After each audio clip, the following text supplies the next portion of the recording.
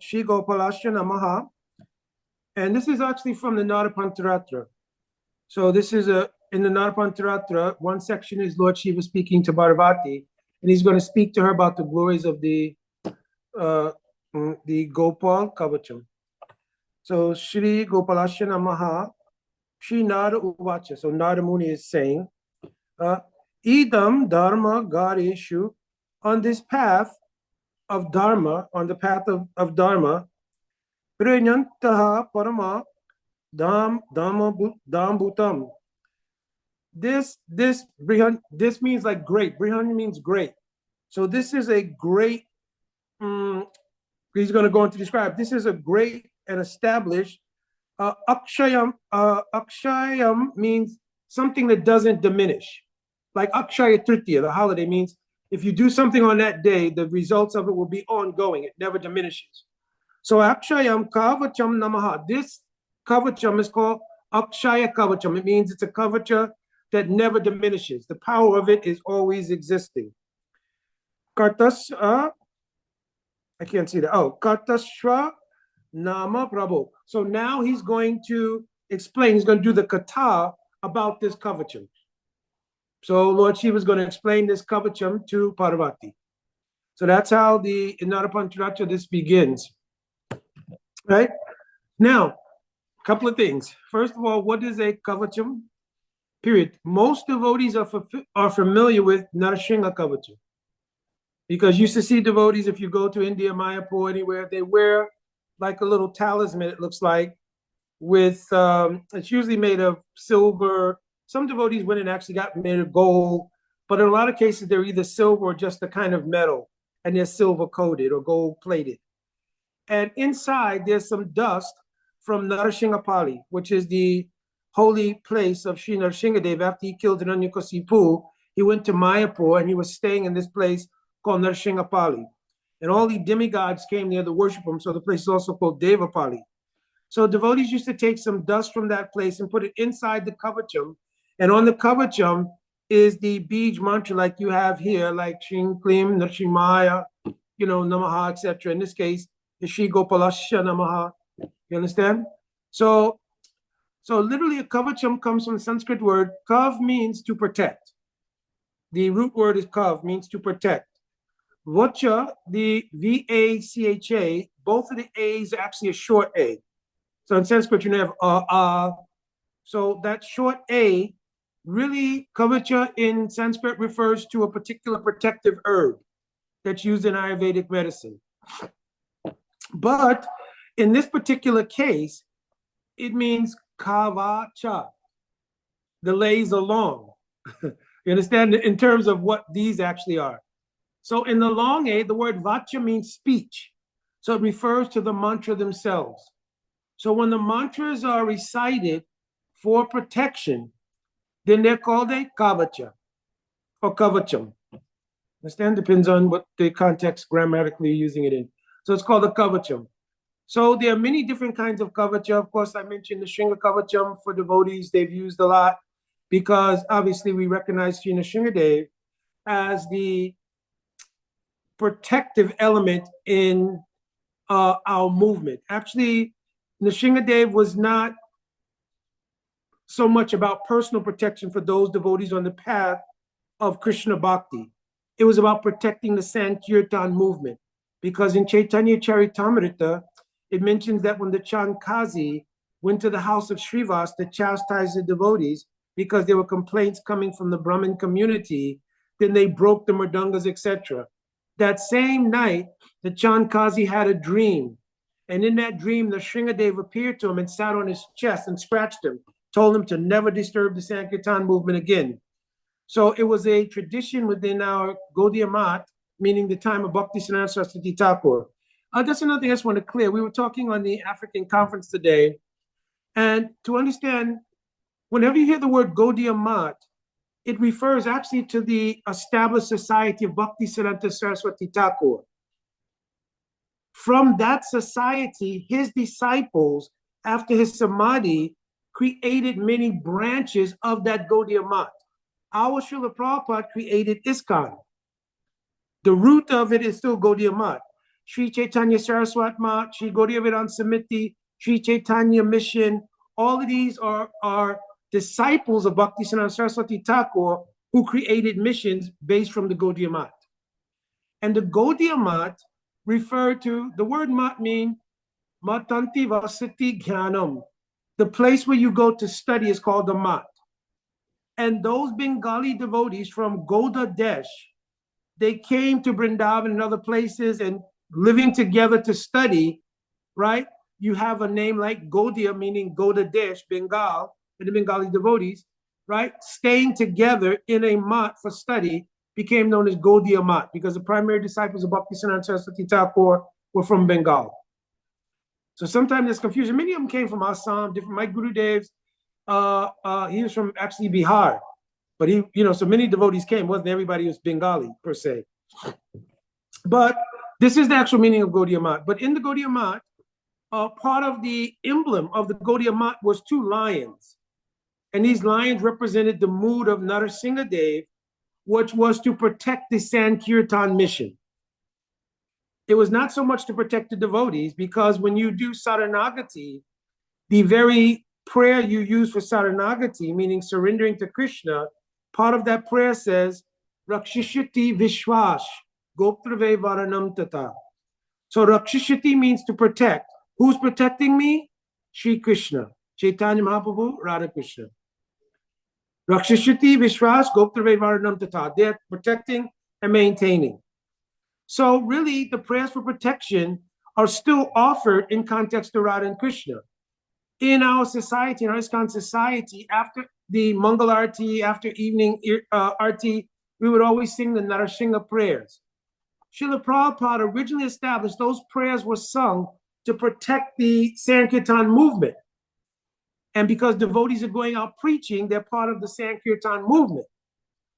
But even if you study closely the story of Narasimha and Prahlad, was Prahlad Maharaj, he was preaching, correct? Prahlad, was he being protected by Nrsimhadev or by the holy name? Holy names? Yes, because Nrsimhadev, when Hiranyakasipu tried to kill him and so many things, did Nrsimhadev show up? No, he tried to poison him. He tried to throw him under an elephant, threw him in a pit of snakes, put him on the lap of his sister Holika, threw him off a mountain. Nrsimhadev never showed up during any of those times. But the holy name was present.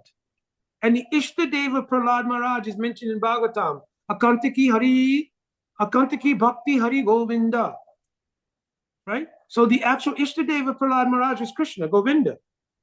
But he accepted that Krishna, like Vasudev Krishna, can have so many forms. So when he saw the form of Nrsimhadev, he accepted, oh, Krishna's taken this form. But Nrsimhadev was not really a Ishtadev. That's why when they saw Nrsimhadev appear, they said, Drisra Asruta Apurvata. It means I've never seen or heard this form before. So, of course, this is a unique feature about the pastime of Nrsimhadev. But my point here was that Prahlad was already being protected by Harinam. So I told in the Nrsimha Prahlad Katha, the real mystery of that. I'm not going into that here because it's not our subject matter. But I was pointing it out because we used to sing the Nrsimha prayers after every arti, and that was essentially to protect the mission of preaching. Understand? But the individual devotee thinks, Radha and Krishna are protecting me. And even if we do need protection in the mood of serving Radha and Krishna, who will give us shelter? When Vrindavan was attacked by Indra, who gave shelter to all the Brijabasis? It was Krishna. How did he give protection to the Brijabasis? Lifted the Govardhan Hill. Govardhan. So we pray, Nija Nikatani Vasanam, Dehi Govardhan Atvam. Oh, Govardhan, will you give me shelter? You understand? But still, the Vaishnav community is not only the Vaishnavas who've come in the line of Mahaprabhu. So you have other Vaishnav sects, Nimbarka Sampradaya, those in the Vishnu Swami Sampradaya, and even those in Sri Sampradaya, some accept the worship of Krishna as an incarnation of Vishnu. Also, obviously, the Madhavacharya Sampradaya means the Brahma Sampradaya. They worship the deity of Krishna in Udupi. For them, because they relate to Krishna in the mood of awe and reverence, they may recite these kind of Kavachams. It is not really for those who've come in the line of Mahaprabhu.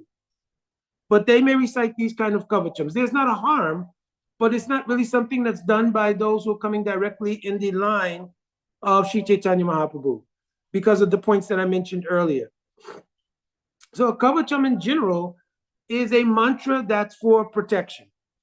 Now, when we put on Tilak every morning, because you mentioned that part of it is your expansion to explain Tilak, we're reciting all the protective mantras then. Om Keshavaya Namaha, Om Govindaya Madhusunaya Namaha, etc. So we're reciting all of the 12 particular incarnations of Vishnu in the Vaikunthas. Those are all the 12 expansions of Lord Vishnu. And each of those expansions has 3 expansions. Right? So we're reciting those prayers. So we're already being protected. And the Tilak marking I explained, it directly itself represents Vrindavan. The 2 lines here represent Radha and Krishna. The Patra represents Vrindavan in their meeting. This is the esoteric meaning of the Tilak. There are 12 forests in Vrindavan, therefore we mark the body in 12 places. By marking the body in those places, it identifies us as being under the protection of Sri Krishna, and all the different names of various names of Krishna in a different way. Like Om Keshavaya Namaha. In Sanskrit, the word Aya means onto. So I'm offering Namaha, my obeisances, I'm surrendering, because Namaha really means surrender. Na aham mameti is the meaning of Namaha. I'm surrendering everything to who? Keshav. Who is Keshav? Ka Ishava. That person who is the Lord of even Brahma and Shiva is called Keshava. But another esoteric meaning of the word Keshava, that person who not only has very beautiful black hair, which attracts all the Brijabasis, especially gopis, but that person who gets the benefit of getting the mercy of Radhika to comb her hair, he's also called Keshava. You understand? So embedded in the Tilak is so many things related to our own mood, but also it is a Kavacham. It is actually meant to protect the body. The Yamadutas, if they will see Tilak on the body, which is why we do that during the Antyasti, means the final rites of a Vaishnav, we make sure that the Tilak is put on. And Kantimala means your neck beads are on. Those things are the main things of protection for those in the line of Mahaprabhu. Kantimala and your Tilak. If the Vishnu Dutas will see that, not Vishnu Dutas, Yamadutas will see those markings, they will immediately flee. Where is this told? The story of Ajamila. Story of Ajamila. Because Ajamila was once a very staunch Brahmin devotee. Wearing Kantimala, he named his son Narayan. He used to wear tilak, everything. He just became corrupted by observing an atmosphere of sense gratification.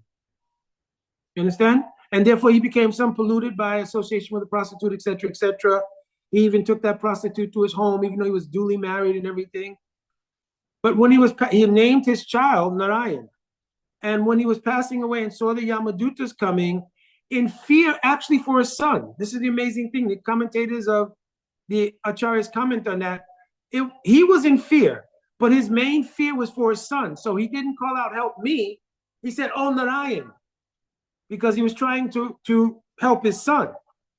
And because he called out the name of Narayan, he was wearing Kantimal, he had on Tilak, then immediately the Vishnu Dutas appeared and checked the Yamadutas from doing that service. So the point here was that even if there's great sinful life, but one is wearing Kantimala and wearing Tilak, Vaishnav over Pandra Tilak, then the Yamadutas will not touch them. Still, Ajamila had to take birth again to perfect his bhajan and everything, but it means that even then, the Yamadutas will not touch him. In Bhagavatam, it mentions he went to Vaikuntha, because if you read the commentaries closely, it mentions he did Namabas. In that Namabas, while traveling to Vaikuntha, he perfected his bhajan, having seen the mercy and the glory of the Vishnu Dutas and meditating on how fortunate he was by Narayan. All these things purified his existence. So these are our real protectors. Now, sometimes in preaching, I remember when we were preaching in Africa, this was a very big thing. We had a bookshop and gift shop. And of course, in Africa, because inherent in the tradition in Africa, there are things where people curse and counter curse each other using, black magic and these kind of things. So, of course, the European dynamic looked at these things and made a certain kind of stigma around them. But if you look in any culture of antiquity, you had even in Vedic culture, you had the use of the Shukla Veda and the, what is it? Shukla Yajurveda and the, I'm not remembering, maybe Kali Yajurveda, but one is for dealing with curses and pronouncing curses on people and things like that. And of course, we know Brahmins often in Bhagavatam curse people and so forth. So always there was ideas of protection in Vedic culture. And these mantras, like the Nrsimha Kavacham, Gopal Kavacham, they were always used in that context. Now, also, I've heard, and I believe I didn't read it in Naratantra. I've read Naratantra before, but I'm not remembering clearly, that some used to recite Gopal Kavacham, those who were absorbed in the mood of Vatsalya prayer. You know, because they're reciting this and wearing the emblems of it, because they have the mood of serving Krishna, and Vatsalya Prem means parental affection, and they recite it for protecting Krishna. You understand? So, and then there's still others who, because all of these things, according to the adhikar, means the eligibility, advancement of a particular person, in looking at any sastra, they will digest it in a certain way. Some people used to also recite Gopal Kavacham thinking of their own children. Understand? So many uses like this. Again, Nrsimha Kavacham as well. And there are many Kavachams. Those who are, especially in Sri Sampradaya, they recite Narayan Kavacham pretty much on the same basis that we would recite Nrsimha prayers to protect the service of the pujaris and so forth and so on, and for protection of the family and things like that. They recite Narayan Kavacham. So this is pretty much it regarding Kavachams. Now, again, I mentioned that we, in Bhakti, we are completely Saranagata Krishna. And the elements of Saranagati are that we depend on Krishna for our protection and our maintenance. This does not mean a lack of prudence. So don't call in to work tomorrow and say, I quit, because Krishna is my protector. Because then next month when the rent comes, you have to try to explain that to the landlord. You have to try to explain it to your mortgage company. So, you understand? So we don't want to create a situation that is not using prudence. So we want to do the things which are necessary. They're called Vyavyaharik life, means external material life. But internally, we always want to keep, and I quoted this verse many times, it's in Chaitanya Charitamrita, Antara Nishtakara. Antara means in your heart. You want to keep the deep mood. I am the Das of Krishna, deeply doing bhajan under guidance of Guru, etc. And externally, carry on with your life in an appropriate way that doesn't interfere or contract your bhajan life. Obviously, bad association in the external world, doing things excessively, because Rupa Goswami said, Achahara prayasascha prajalpanya magra, doing things which are excessively material will be harmful to bhakti. And the principle of Saranagati is anukulyasya sankalp. I'm taking a sankalp, means a vow, to do what is favorable, pratikulyasya vivajanam, and to avoid what's unfavorable. Then I can depend that Krishna rakshishati vishwas. I have the conviction that Krishna will protect me. And Goptavevaranam tata, arrange the material energy in a certain way that will help me to manage my material life so it doesn't disturb bhajan. In this way, atmanikshep karpanya, I can take a sense of humility that, oh, God is my protector. Like Prahlad Maharaj was always very humble. He simply chanted the holy name. He never took offense. He never thought, oh, when the Shringadev appears, I got you. Yeah, you've been bothering me this whole time, putting me through all this drama. You wait till the Shringadev appears. He never thought like that. Rather, when the Shringadev appeared, the first thing he prayed, oh, can you please help my father, deliver my father? So this is the mood. This is the mood of humility, compassion. This is a natural mood in the heart of a devotee. So devotees not so worried about their own protection. They have full faith Krishna will protect them. Of course, Rupa Goswami, when he was even giving the definition of pure bhakti, he writes, Anya abhilasita sunyam. So, Anya abhilas sunya is one phrase. Secondly, there's the prefix ita. The word ita means a condition. So under an extraordinary condition, we may call out to God to help us. The example that the acharyas gave was Draupadi when her honor was being challenged in the arena of the gambling with the Pandavas and the Kauravas. At that time, when Yudhishthira Maharaj had lost everything, then Duryodhana ordered his brother Dushashan to disrobe Draupadi in the assembly. This stemmed from an early incident that when Duryodhana had gone to visit the palace of the Pandavas, then at that time, the palace was built by Mayadanava, and it was very beautiful. And you could not tell when there was water and what was like clear space. And Duryodhana made that mistake and stepped in the water, and Draupadi laughed. So he had some enmity that he was harboring towards Draupadi. So when this happened, when the Pandavas lost everything and they had no ability to claim anything, not even their own wife, then he ordered Dushashan to disrobe her because he said, now this is my property. He opened his dhoti and patted his thigh for her to sit on his thigh, and then told Dushashan to disrobe her.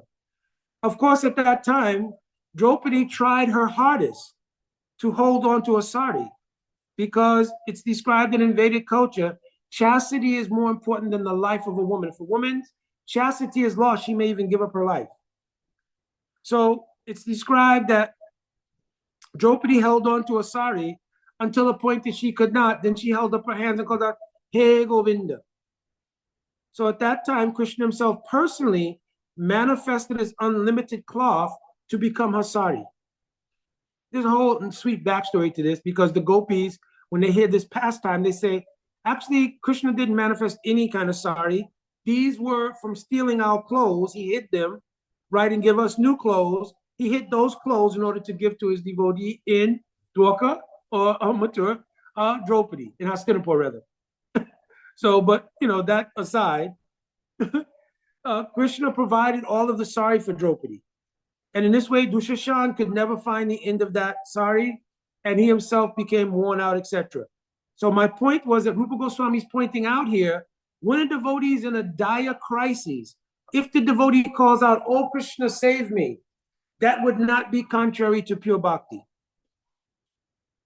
However, if the devotee makes an elaborate plan to get 5 kavachas put on his arms and 3 more on the neck, and he's walking around trying to find any kind of way to avoid the material world, which is birth, old age, disease, and death, and you become absorbed in that, it becomes counterproductive to bhakti, because it means that we again are trying to act like the karta. Karta means the doer. Like in the Sanskrit verse I sent you, there it says, Katta, what is this verse? Oh, Katta Swa, but here it's saying that he's going to speak to the Ta, so it's not Kartavya. Kartavya with an R means to become the doer. So in bhakti, no realization really starts to take place in the heart until we situate ourselves in the position of the witness. It's called the Sakshi. So we are witnessing the glory and the power of Krishna in our lives and the mercy of Radharani in our lives. So they are our protectors and maintainers. So we depend just by prayer every day, Nama Om Vishnu Padaya, and then your Gurudev Pranam, you're surrendering to your Gurudev, who's the agency of Radha and Krishna and Mahaprabhu in this world. And in turn, Krishna says, oh, that they are mine now. And this is a very important thing, because if Guru thinks they're mine, this becomes Guru Abhiman, and that becomes a problem. The disciple is not the property of Guru. You understand? The disciple is actually Krishna Dasa Dasi. They belong to Krishna. And the Guru is their servant in the matter of removing the darkness of ignorance that obfuscates their relationship with Krishna. I think I explained this many times. The word Guru literally means Gu Andakarasha, Ru Shabdat Andakarasha Nirodita. So the word Gu means darkness or ignorance. And Ru means the removal of that ignorance. That's a service done by a sadhu. And Jiva Goswami described the sadhu means a person who's understood Krishna prem. Sadhnoti Sajayati Cha Krishna prem iti sadhu. Sadhu means one who's understood Krishna prem. That person performs the function of Guru. The Guru is also being the agency of Radha and Krishna Mahaprabhu, and Nityananda Prabhu is also giving protection. So when we surrender to Guru, we're surrendering to the agency of Bhagavan. So the holy name, the Harikatha, Gurudev's mercy is all giving us protection. So the natural Kavacham for all devotees coming in the line of Mahaprabhu is bhakti itself, beginning with Guru Padashraya, surrendering to Guru, and then performing the angas of bhakti. And Vaishnav China Dharan means wearing the ornaments of a Vaishnav. Because even if you cannot put on tilak, literally, then you can chant the mantras for invoking the sacred rivers and put your tilak on by Ganges water. I used to do that when I was working. Because obviously in the police department, they're not going to let me walk in with a seeker and tilak everything. In fact, when I first got on the police department, you have to take a test and all these good things. So anyway, I passed the test, and the representative came to tell me, hey, my man, you have to do two things. One of them is cut that ponytail. Because I'm a seeker. So, and also he told me that the jewelry you have on, you're going to have to make sure that it doesn't come above your shirt line, because I had on neck beads as well. So, that was a little tough, because I had to cut my sika, so forth and so on while I was working. And I always wore my neck beads. I just kept them under my shirt. And then, obviously, after some time, I got reassigned to special operations, which meant I didn't have to wear a uniform. Actually, I wore jeans most of the time. When I went to anti-terrorism, I wore a suit and tie. So I grew my sika back and everything else because I wasn't working in uniform anymore. So if we have these things on, we are fully protected by our Guru Parampara, Shri Nityananda Prabhu, Shri Sachinandan Gaurari, and of course, Shri Radha Krishna Yugal, which is our ultimate object of worship. So are there any questions or any discussions that we want to have about these things? Does anyone have any questions? I did have one, but I'll open the floor for anyone else to go first. Hare Krishna. Jai Haribo. Haribo, Mother Shubhansha. Thank you for the picture. I did receive it. Jai Prabhu. I just wanted to share with you, I have the original, and if I get to see you, I'll make you a copy of it. Okay, yeah, because I think Okay. that was the big initiation. I might have done yagya. I might have actually done that yagya. That was at a big initiation festival and temple festivals in a place called Wari. Jai Haribo. Hare Krishna. Jai, my question was in relationship to Ajamila.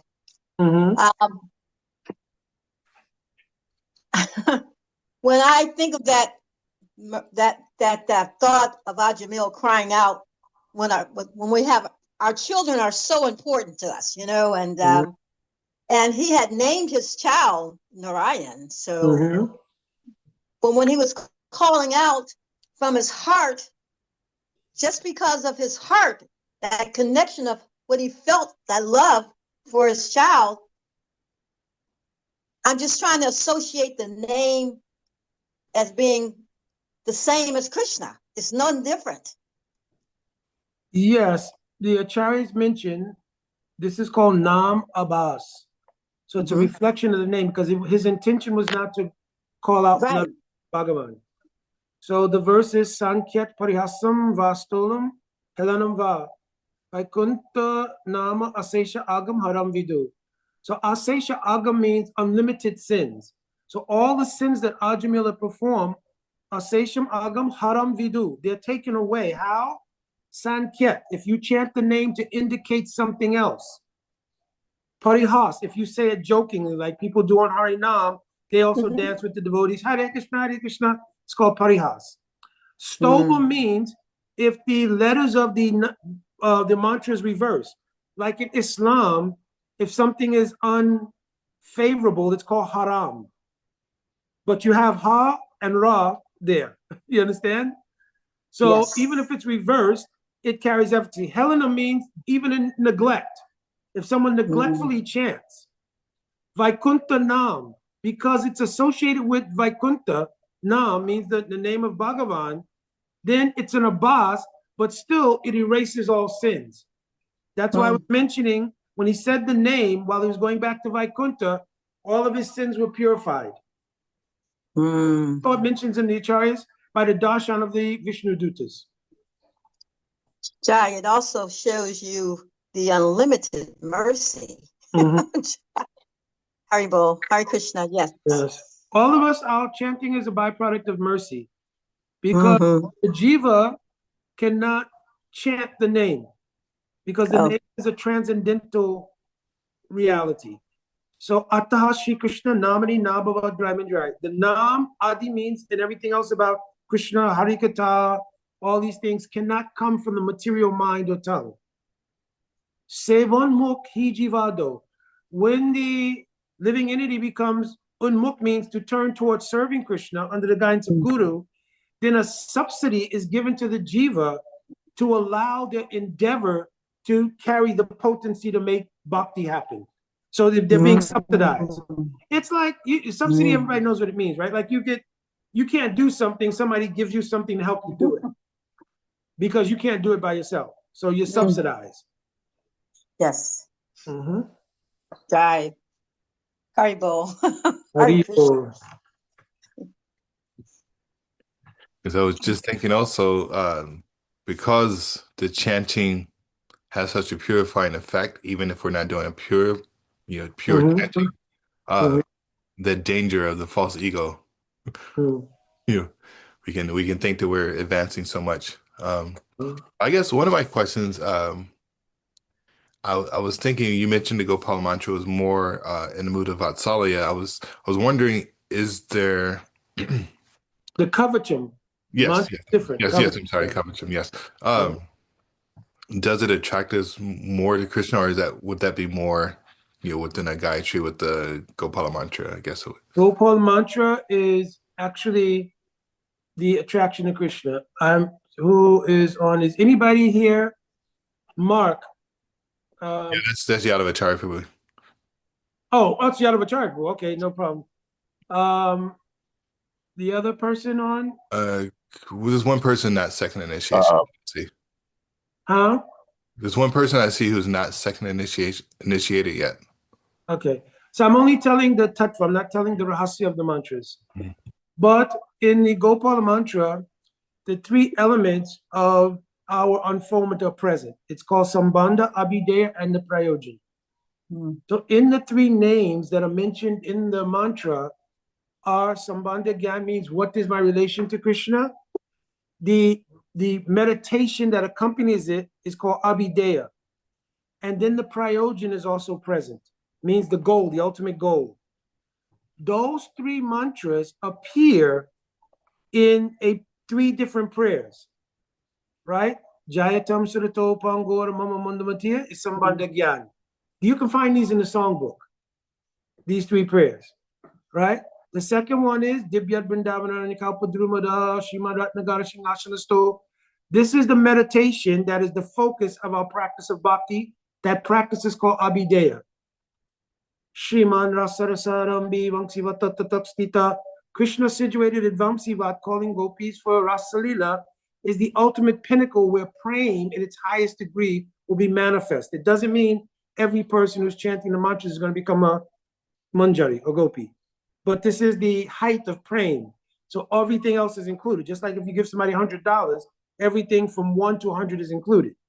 So in the same way, the Prayojan mantra, Siman Rasarasarambi, etc., refers to Krishna and the praying between Radha and Krishna. So that is the perfection. So in the Gopal mantra, those three names are being invoked. You understand?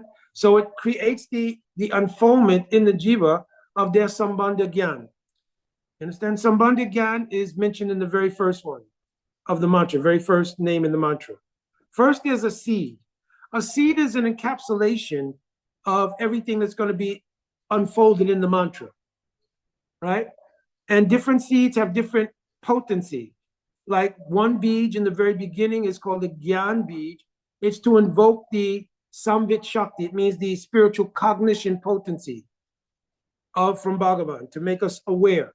It's not knowledge. Some people say Gyan bij means knowledge bij, but everybody has knowledge. So we don't need knowledge, we need realization. So it means Samvit Shakti. Samvit Shakti is what makes you cognizant, who am I and who is God? That's invoked in the Gyan bij.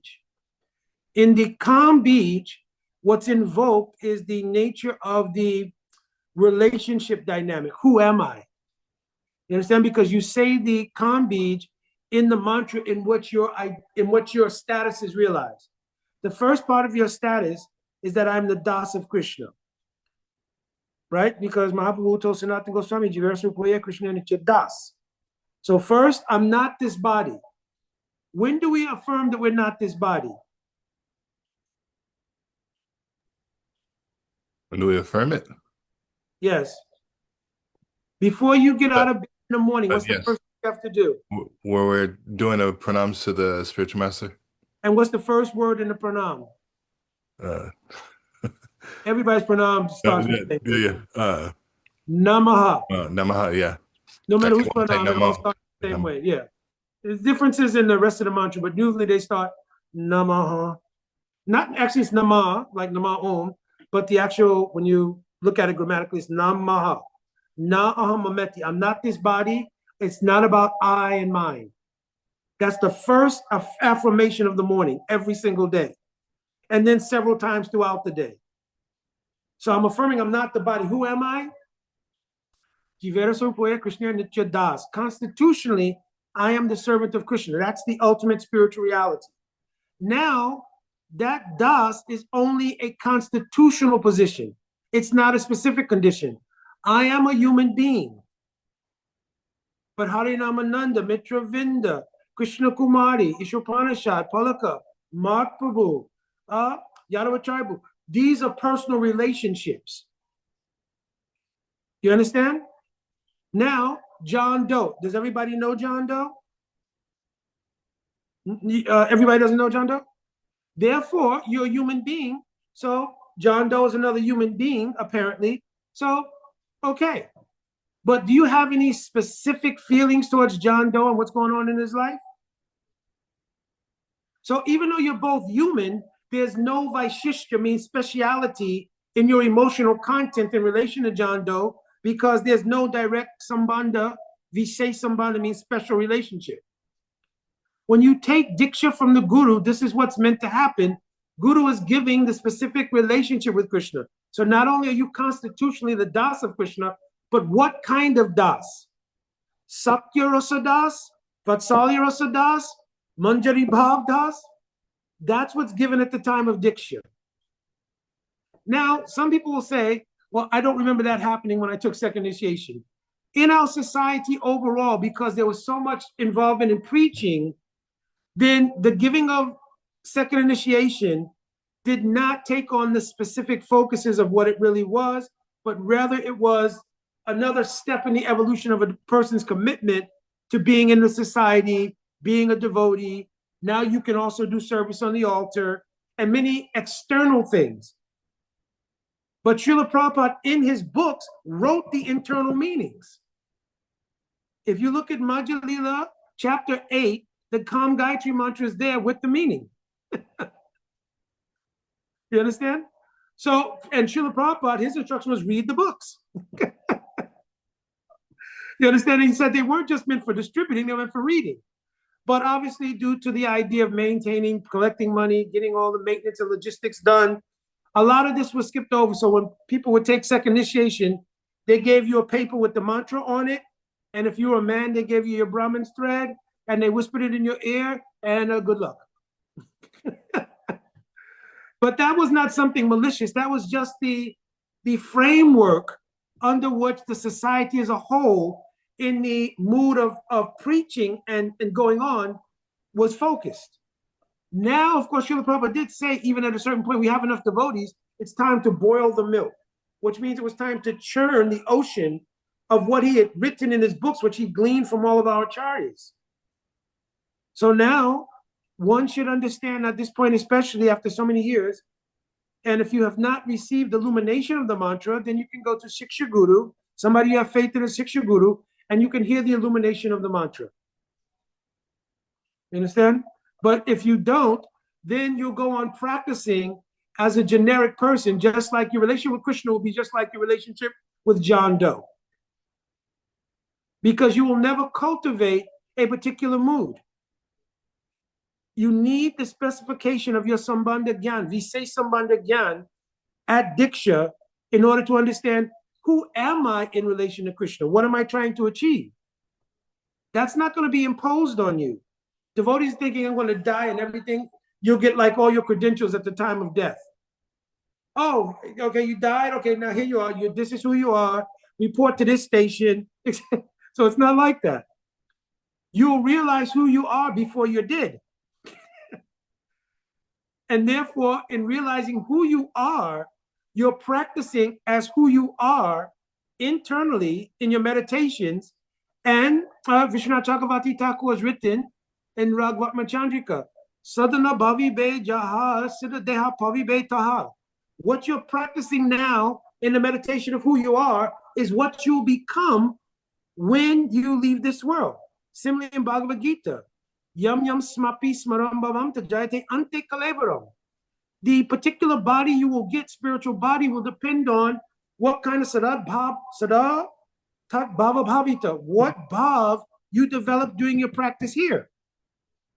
So it's not automatic when you die, they're just like have a welcome package for you, or this is who you are. You didn't know all this time, but bam, this is who you are. That happens now, and when you're practicing as that person you aspire to be. I gave the example, any young boy, he wants to be in the NBA. So on his wall, he puts a poster of Michael Jordan. He's never going to become Michael Jordan. That's already one individual. But he's aspiring, I want to be like that person. So similarly, among Krishna's associates, Subal and Sridham are in Sakya Rasa. And the person may, in the course of doing their bhajan sadhana, aspire, I want to be like Sridham Subal. That is known as Visesh Sambandha Gyan. I want to be like Mother Yashoda and Maharaj Nanda. Prominently in our line, what Chaitanya Mahaprabhu came to give, primarily, and all of our Guru Vargas, if you go back and name each Guru, they were all Manjaris. So Manjari Bhav, or the service to Radhika as a maidservant, is the primary mood that was given by Chaitanya Mahaprabhu and is the prominent mood of the line and our Guru Vargas. Still, there could be some exception, but normally 99.9% who've come to this line, when they become mature in practice, that's what they realize.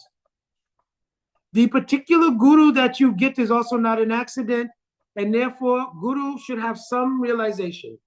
Doesn't mean their siddhi has come, their perfection, but they should have their sambandha gyan. Understand? And therefore, if you're following that Guru, just like every morning, we're singing, Ni kunja yuno, rati keli siddhai, yat alibhir yuktir apekshaniyai. So is this a ritual that we're singing every morning? I don't know what Guru I'm singing. Who are you singing to? I'm openly asking the question. Who are you singing to in the morning? Spiritual master.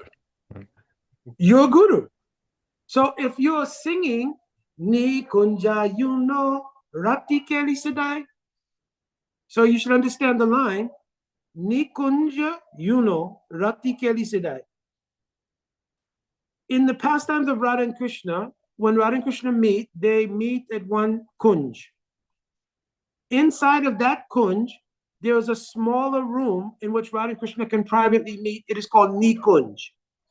The only persons who are allowed to serve in that Nikunj are Radhika's maidservants. The Sakis of Radhika, like Lalita, Visakha, Tunga Vijaya, Champakalata, etc., they serve Radhika primarily outside of that Nikunj. Primarily, I think Ranga Devi is in charge of that type of Ananga Manjari. Uh-huh. Yeah, she's like leader. She's a Saki actually, but she's like a leader of the Manjaris in general. The specific leader of the Manjaris is Rupa Manjari, which is why we have so much regard for Rupa Manjari and Rupa Goswami. That's why with the bhajan is written there, Sri Rupa Manjari Pada Shai Mora Sampada. Sampad means my perfection. My perfection, Shri Rupa Manjari Pada Shai Mora Sampada. Shai Mora Bhajana Pujana. The bhajan that I'm doing, the practice I'm doing, the worship I'm doing is all to get the mercy of Rupa Manjari, because that's my aspiration, just like the young man who's got Michael Jordan on the wall. This is bhajan, this is bhakti, this is the reality of our theology.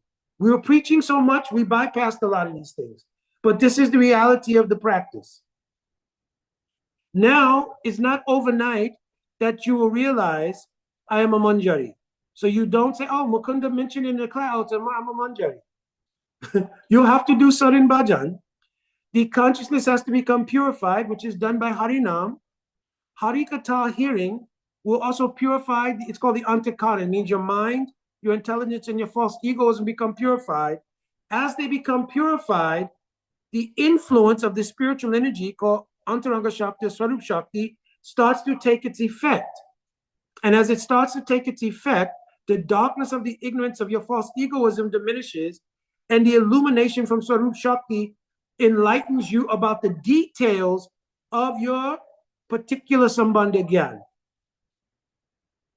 Other than that, this is all like a charade, because we're going and we're chanting, we're going to Mangalarti, we're doing Guru Puja, we're doing all of these things, and they don't really have any meaning, because when you die, you're just going to go back to God and they'll give you a welcome package. Jiva Goswami alone wrote 400,000. Wait. All right. You take me. I love you for what you're saying. I know it's perfect. Explain to me about this welcome package. Yeah, I'm saying devotees, I'm making a joke here. Devotees are under the impression that you join and they don't have the details of practice. So they're practicing out of the understanding that this is the right thing to do. I understand I am the servant of Krishna because I heard it, and I'm not the body. But the actual elements of the internal practice are missing. So they go to Mangalarti, and you can sing the Guru Astakam prayers for 50 years and not know what they mean. You can know the translation of the words, but you don't understand the import of what they mean. Or if you'll say in Guru Puja, Chakudana Jiloye, Janami Prabhu say. Most devotees are listening more to who's singing. Like the devotee, sweet voice, the kirtan is really right. But Chakudan Diloye, Janami Prabhu say. The person who is my guru has been my guru life after life since the path of bhakti began for me. You understand? This is the meaning of Sadguru. So there's so many things in the practice that are telling about the nature of our perfection. And that's why we follow the practice, so the practice can inform us. What I was joking about was devotees thinking, well, no need to understand all these things. That's just a lot of knowledge and gyan. And I'll just stay around, be faithful, be loyal, do the mission. And when I die, I'll go back to Godhead and I'll get a welcome package at the gate, say, this is all the particulars you need. So I'm just making a joke. No, I was hoping that there would be a welcome package. I need to be able to get all this straightened out before I even think about being there. Because even if I was able to get to the spiritual world, in my present condition, in my limited bhakti, my capabilities, the level that I'm at, the concept of even being able to go back to the spiritual world is still so far removed from my present conditioning that it's difficult for me to appreciate that in this lifetime that Prabhupada has promised us that if we follow his instructions, that we'll go back to Godhead. Now, I've also heard that not only before we directly go back to Godhead, because we have to be able to leave or be present in the spiritual world in a pure Sattva Bhakti state. We can't just show up. But it's also, if I understand, that we get an opportunity to go to a planet somewhere where the Vedic culture, the spiritual master, and everything that we need to perfect our Krishna consciousness will make us level to the degree that we should be able to enter into the spiritual world. Now, is that correct or incorrect? Just some nuances to it. The sadhana that we're performing now is that phase. It's in this phase that your perfection will come of who you are. The stage of your perfection where you realize it and it's crystallized is called bhav. The practice we're doing now is called the sadhana. That sadhana is meant to bring us to the stage of bhav. In the stage of bhav, before you pass away, in that stage, your realization, who am I? it is comprised of 11 different things. Your name, your form, your age, the cloth you wear, the particular grouping you belong to, what order of service you have, what service you have, parakasta, what is your highest aspiration, and then asambandha, what is your relationship with all the other Vrajavasis, and Palyadasi, if you're Manjari, means the mood of seeing yourself as a servant of Radhika, and Nivasika, where you live in that planet, like Vrindavan. Those 11 things will be illuminated from the practice and will be fully manifest in the stage of Bhav. In the stage of Bhav, when you pass away, Sadat Tat Bhava Bhavita, in the verse Yam Yam Smapi Suram Bhavam, then you'll have that Bhav. With that Bhav, wherever Krishna is performing his pastimes in the material universes, you will go to that planet directly where Krishna is performing his Leela. You will get a body there called Vastu Siddhi body. It is a body composed of spiritual substance completely. In that body, in the association, Rupa Goswamis come to this world. In that world, you'll meet Rupa Manjari. Under the guidance of Rupa Manjari or other associates, if you're in Sakyaras under Subal or Sridham, you'll be trained directly how to perform services related to your specific manifestation. So the sadhana is performed here. In Bhav, it's realized, and after Bhav, you'll go to the planet where Krishna is performing his pastimes, because Krishna's pastimes are cycling throughout the material universes. You understand? Mm-hmm. So you'll go to a place where Krishna's pastimes are going on. There, you'll be trained by one of the direct associates in a service to Krishna. Mm-hmm. But your own spiritual body will be there. This is mentioned in the first canto of Bhagavatam, 6th chapter, when Narada Muni explains how he became perfect to Vyasadeva. He mentions there that he first met sadhus, the 4 Kumaras. He served them. He took their prasadam. Then he heard from them. In hearing from them, his heart became thrilled with wanting to practice bhakti. Those 4 Kumaras left. He took up the practice of bhakti, but he had many attachments, among which was his single mother. Mm-hmm. One day, by fate, his mother was bitten by a snake. So now he was all alone, and he fully surrendered to Bhagavan. Mm-hmm. And he kept practicing. Now, Bhagavan actually appeared to him because he reached the stage of Bhav. Then Krishna appeared to him and gave him a darshan. At that time, Krishna then disappeared. And when Krishna disappeared, he was so much longing again, how to see.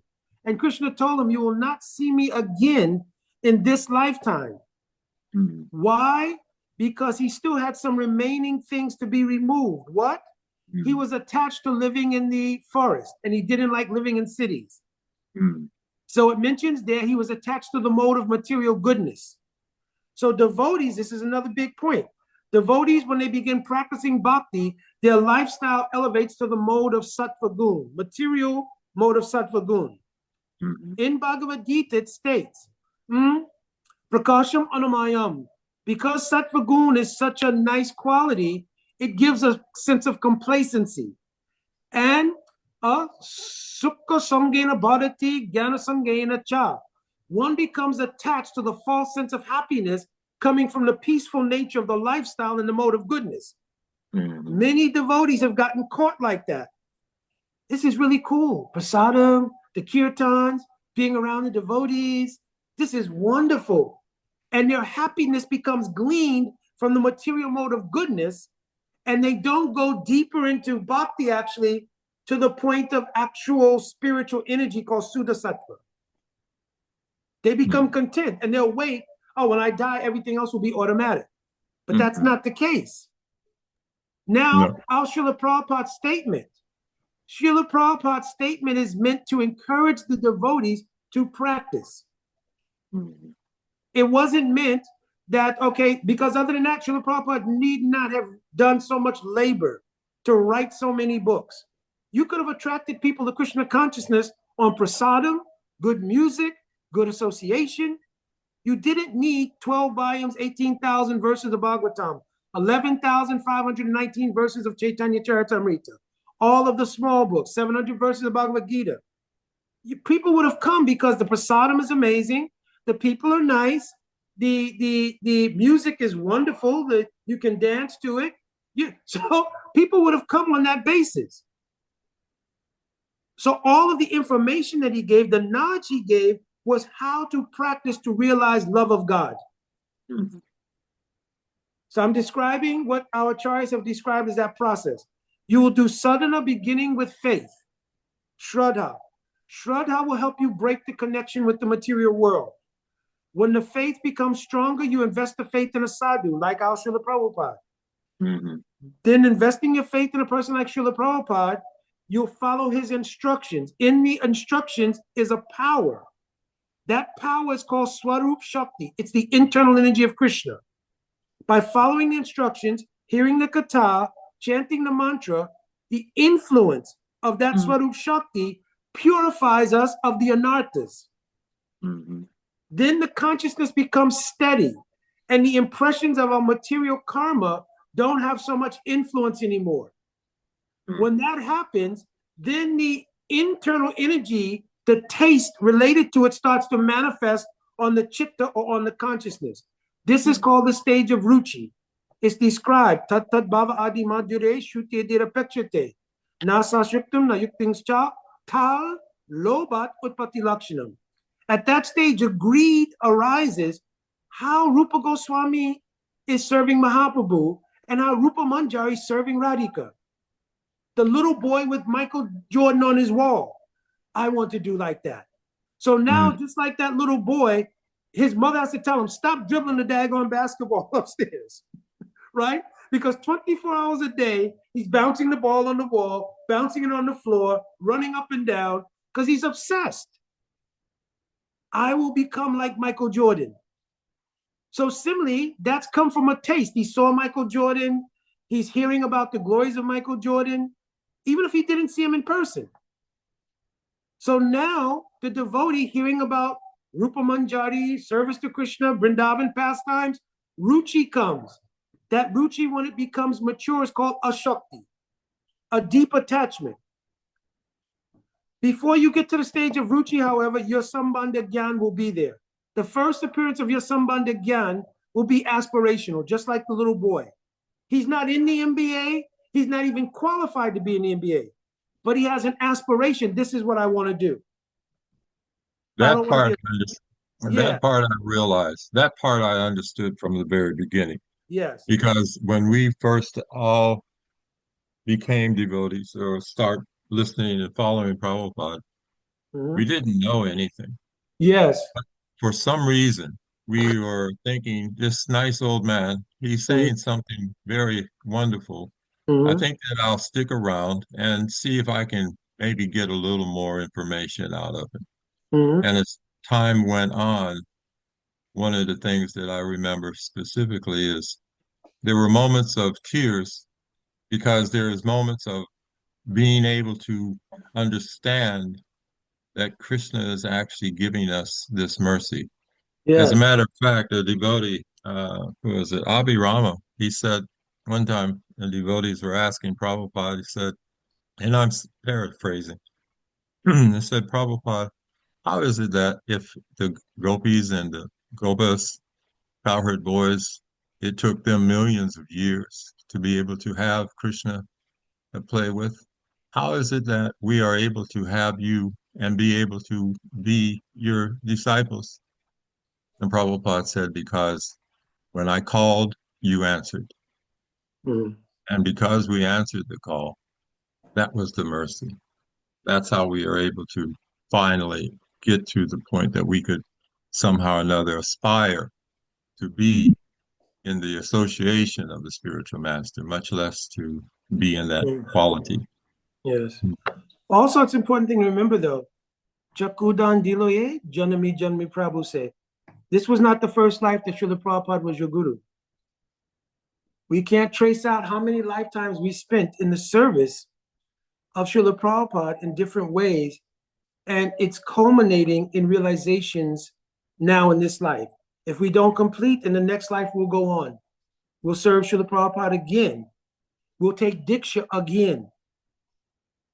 And each life, the progress is being made until that lifetime when the realizations become strong enough that now you can escape the entire material world, and we will follow Srila Prabhupada, Nitya Lila Pravishta.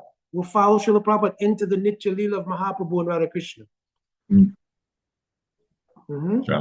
And that's the other part. We have 311 trillion, 40 billion years to be able to figure it out. Yeah, and then if not, then you come back in the next creation. Because remember, when Narada Muni became perfect, it was the time for the end of the creation. So it's in the next creation that he comes out as Narada Muni. Hey, That's beautiful. hey, well, sorry to jump in. Some of the Isha Upanishad had a hand up for a while. Oh, I'm so sorry, Didi. Yadavacharya Prabhu, very senior devotee. So it's no need to be sorry. I'm just wonderful. It's just Hare Krishna. I want to do one. Okay, no, go ahead first. I want to interrupt you. Mark, don't leave. You go ahead, Prabhu. What were you saying? I just want to tell Mark, because Mark, you're in Boston, correct? No, that's a different Mark. This is Yadavacharya. They have the same name. Oh, okay. All right. I'm sorry. There was another Mark who used to come on, however. Yes, he's from Boston. He's okay, okay, because I'll be in Boston. I just want to give him a heads up. Yeah. Upanishad, go ahead. What? Yeah, I was just thinking of the downfall of impersonalism. What? And it appears that impersonalism has affected everything that we do is because of the energy of impersonalism. We are it's hard for us to do the right thing by it. That's why we need Guru, because we're so engaged with impersonalism. It seems to be a big fault, you know what I mean? To be able to practice, to we have this mood of sattva guna, goodness. Yes. It's a nice quality, we all want to be about goodness, right? But then sometimes or somehow impersonalism gets involved with that, and it seems to interfere with with us being successful with that mood, and then we get complacent, like you said. And I think it's because of impersonalism. I just think it has a lot to do with it. Yeah, what happens is that until we're able to give up self-interest, then impersonalism is a manifestation of self-interest, because we become impersonal as a guard or as a shield to protecting our self-interest. We're trying to make ourselves impervious to any kind of thing that doesn't make me happy.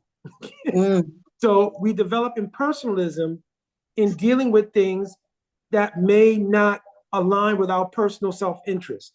So self-interest, which is based out of false egoism, is the culprit.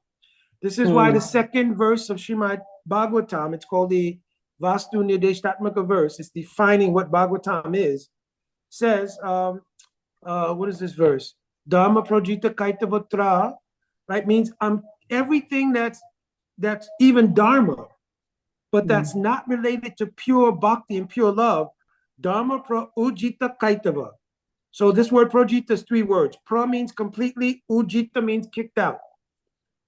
Dharma projita kaitava. Kaitava means to cheat. So anything that cheats us from pure love, that's removed from Bhagavatam. Who can understand this? Paramo nir matsaranam satam. Paramo means those who become like pure devotees. But what is really pure devotion? Nir matsarya. The word matsarya means envy or self-interest. So those who've given up their self-interest and therefore have given up envy towards others and impersonalism and all these things, they're a fit candidates to understand Srimad Bhagavatam. Jai. So you're right. What happens is that this is why Srila Prabhupada's pranam mantra says, Nirvishesh Sunyavadi Paschachare Shetarane. Because the Western world is full of everybody with their self-interest. A pictorial example of this, you can walk down one of the most major streets in America, New York, Los Angeles. Everybody's absorbed on their phone, in their world, right? And if they come out of that, it's only for their self-interest. If you try to bring them out of it for any other reason, you'll get a very impersonalistic, negative response. I was reading Woman Saints of East and West, and the Saint Avayar. She am I pronouncing her name correctly? It's Avaiyar. Avayar. Avyar. Let me see. There was an Andal in South India who was an incarnation of Mother Earth, and she was a female saint. So I'm not sure. I'd have to see who that is. She was a when you mentioned something about the false ego, and she was aspiring to become a better servant of God, so she asked the goddess, to take away her beauty. She was a very beautiful person, and she was in demand for men wanting to marry her, and she didn't want to be married. She wanted to just focus on God, Krishna. So when you mentioned that mood of being just not being self-centered or just thinking about yourself or the beauty, those were all interferences with her being able to devote her life and her consciousness to God. So that mood, what you're talking about, is called what again? It is false egoism. That false egoism gives rise to what's called matsarya, means envy. This envy is not like in English, we think of envy only as a malicious, like feeling I want to be better than them. But matsarya essentially means your self-interest. And it means your self-interest over any and everything that may interfere with it. So therefore, sometimes they manifest as a malicious kind of envy that we traditionally call envy. But it's any kind of self-interest. So any kind of self-interest is a hindrance, really. It really is an interference. So we need to eliminate the Except I remember Prabhupada one time very clearly said, save yourself. So that self-interest is only appropriate if it is completely focused on becoming Krishna conscious. That's okay. And that's why it's difficult for women, particularly because they want to stay attached, particularly to family, whereas men in general will be able to remove themselves from family attachments in due course, but it's very difficult. And you have to, I've experienced this my own self. I've actually had to readjust my consciousness several times in my life because I've always wanted to leave and go back and be in Vrindavan. But time and circumstances didn't always allow that. So now I find myself every morning between 2 a.m. and 3 a.m. sitting, chanting my rounds. And I have my little bhajan putra. And just recently I realized that this is Vrindavan. I'm sitting in Vrindavan. It's not like I have to go somewhere or be somewhere else because I'm hearing nothing but transcendental sound vibrations. And that's the distinction between being somewhere or thinking something else or that selfish desire we have to do something other than what Prabhupada wants us to do. It's very difficult to overcome. Jai, Haribol, Hare Krishna. Yeah. Relates to Sambandha. Sambandha Gyan, the knowledge of our relationship with God, with Krishna, with by whatever name one calls God. There's so many names. On this platform, we're using Krishna. So you spoke of the Nrsimha Kavacha, which I know of, and the Gopal Kavacham. But those Kavachas relate to protection. And in terms of relationship with God, and then how we relate to one another, I wanted you to elaborate on how, because it's not truly exhibited in spiritual communities, how we should relate to one another in those ways that relate to protection and etc. How we can, connect to that as a spiritual tenant in communities. It will depend on the individuals, because remember, any collective is a compilation of individuals. So according to the consciousness of those individuals, the collective environment will be reflective of that. So it's not possible to have a formula per se. It's actually the persona and the consciousness of the individuals, how they're operating in that collective. If their individual consciousness is not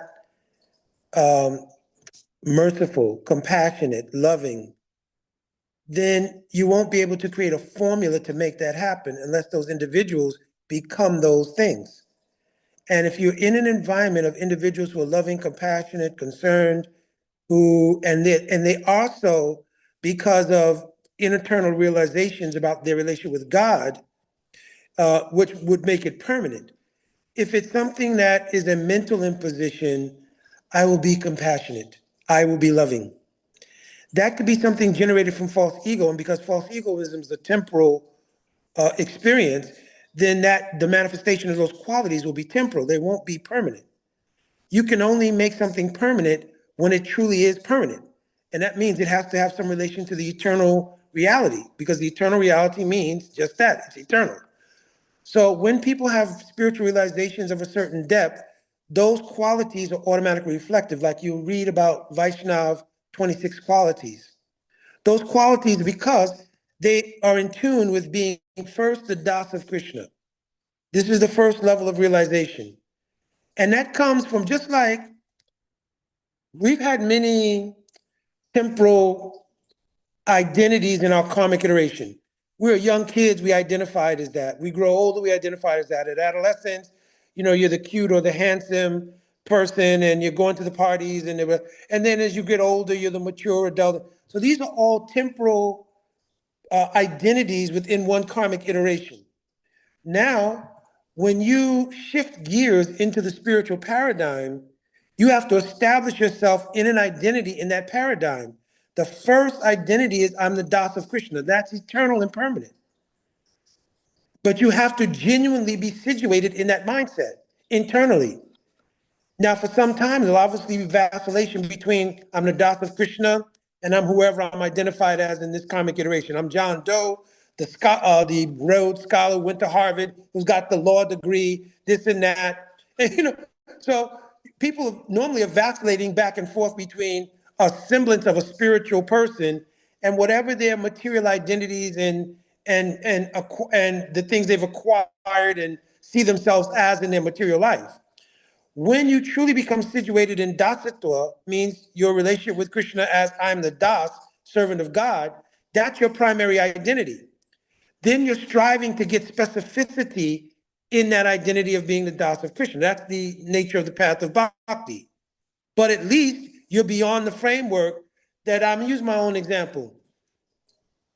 My name was Eric, and then I joined the spiritual community. Had a spiritual name. I was a musician, obviously, you know that.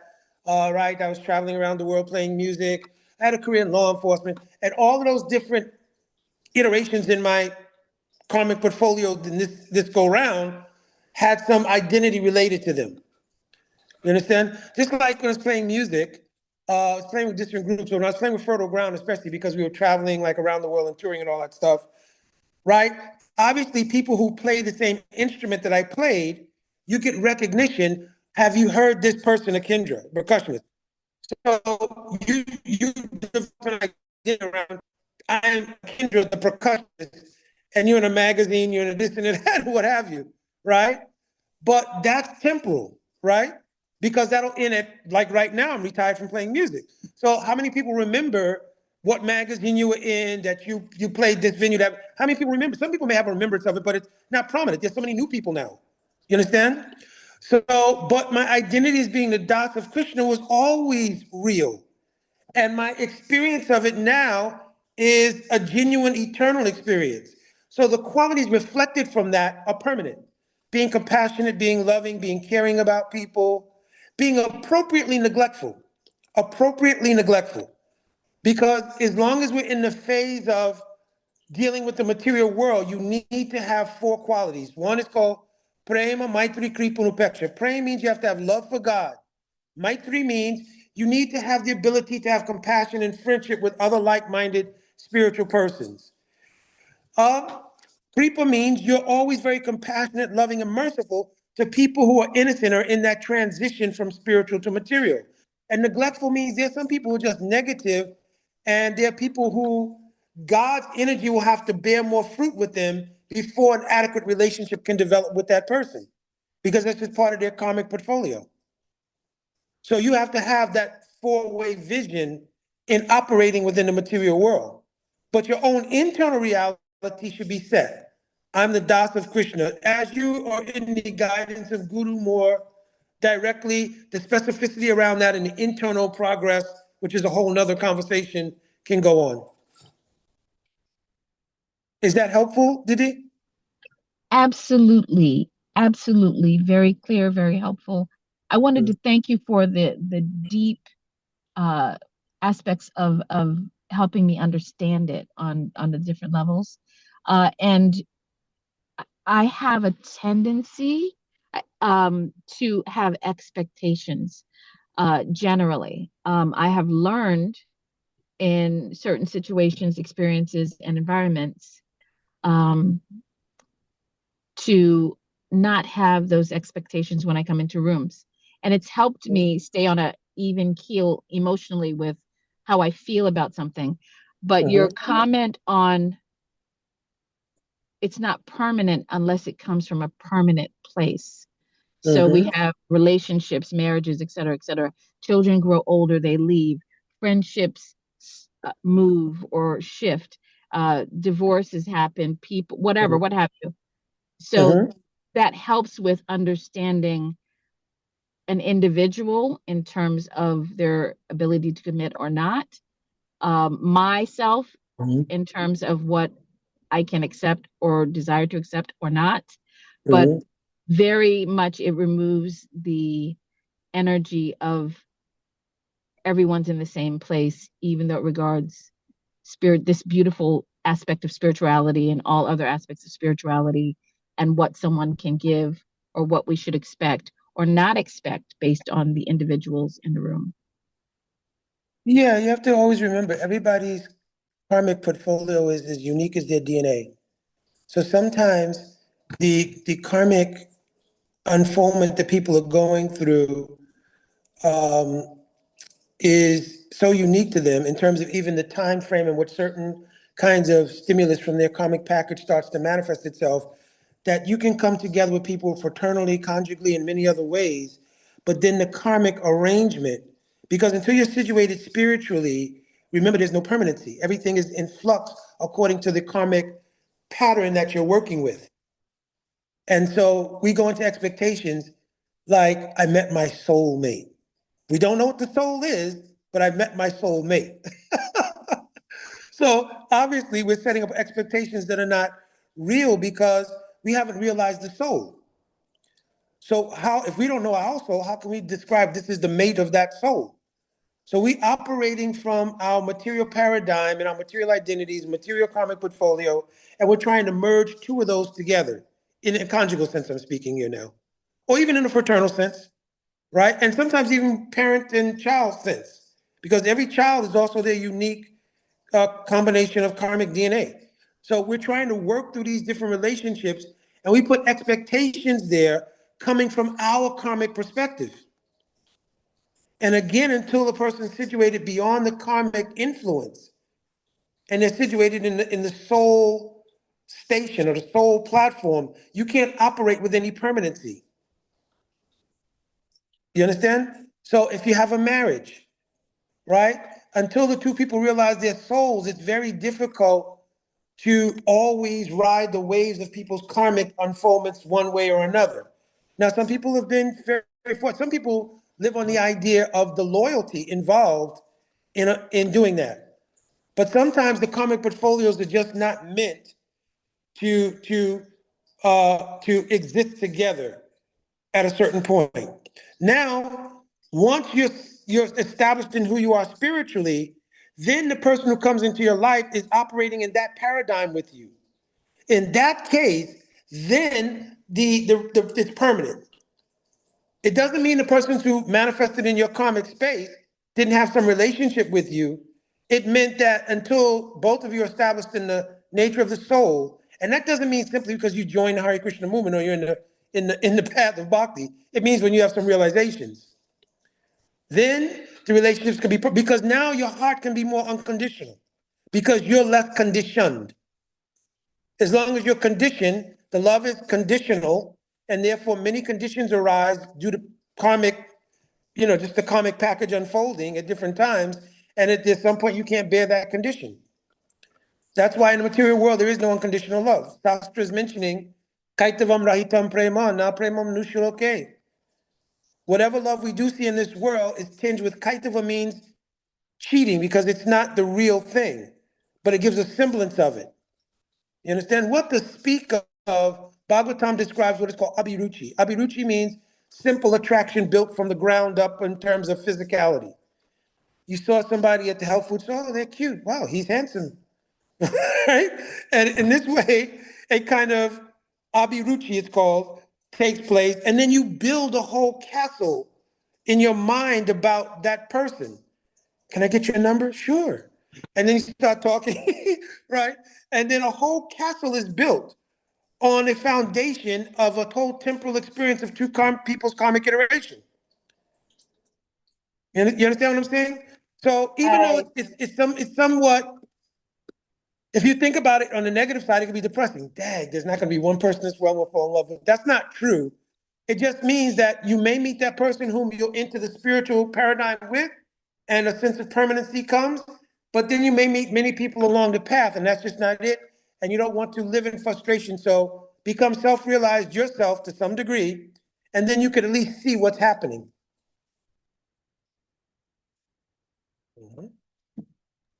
Thank you so much for Hare Krishna. Thank you so much. All right, I think we've gone a little late. I might always thank you so much for so many things. To Harinamananda Prabhu, my Dandavats to Yadvacharya Prabhu, my senior, and also Dandavats to all the devotees here. I hope to see, I love seeing devotees in person, so I gave the schedule because I hope to see devotees when I come to the different places. Can